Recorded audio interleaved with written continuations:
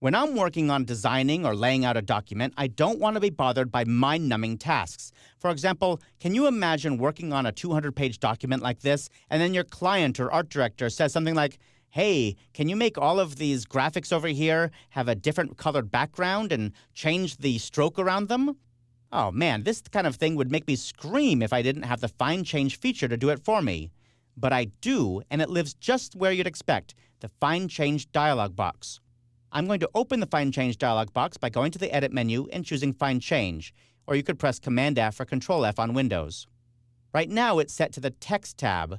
I want to change it to the Object tab. The Object tab lets me search and replace object formatting, like strokes and fills and all that kind of object formatting stuff. I'll move this out of the way, and we can see that all of these graphic frames have a one-point stroke around them. So I'm going to search for graphic frames with a one-point stroke. To do that, I'm going to click in this blank area here, which brings up the Find Object Format Options dialog box. We can dial in exactly what we're looking for. In this case, it's a fill of none and a stroke of black.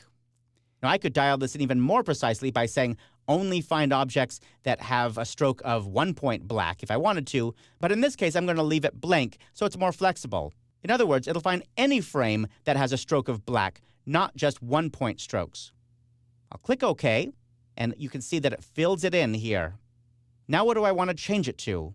I'll click in the blank area down here, and I'm going to say I want to fill this with a tint of cyan.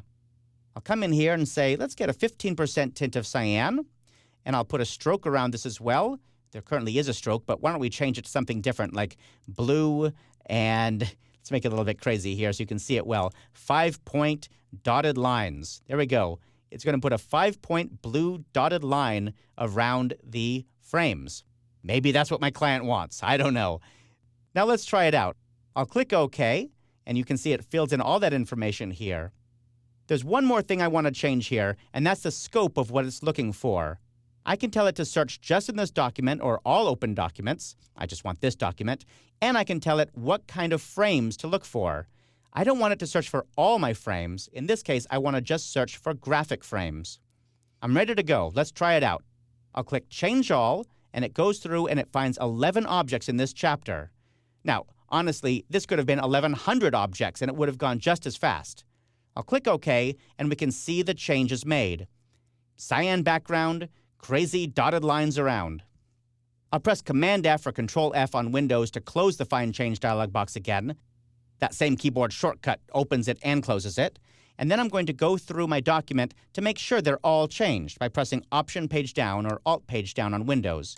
And you can see it's gone through and changed each of these. Looks pretty good. Let's do one more. I'll open the Find Change dialog box. I'm going to clear out all the formatting that it was searching for before by clicking on this little trash can icon. That just clears this out. In this case, I'm going to search for all text frames in my document. So I'm going to change this to text frames. And I don't really care what the formatting is, so I'm going to leave this blank. But when it finds a text frame, I want to apply some formatting. So I'll click down here and say that I would like to apply, let's put a stroke around it again. Why don't we make this maybe a 2-point black solid stroke? And I want to change it into a 2-column frame. So I'll change this to text frame options, increase my columns to 2. Why don't we add a gutter here of, let's say, 12 points, and give it some text inset spacing of maybe 9 points. And I'd like to have that on all 4 sides, so I'll turn on the link icon. You get the idea. You dial in exactly the way you want these things to look, and then click OK. And when you do that, it lists them all here.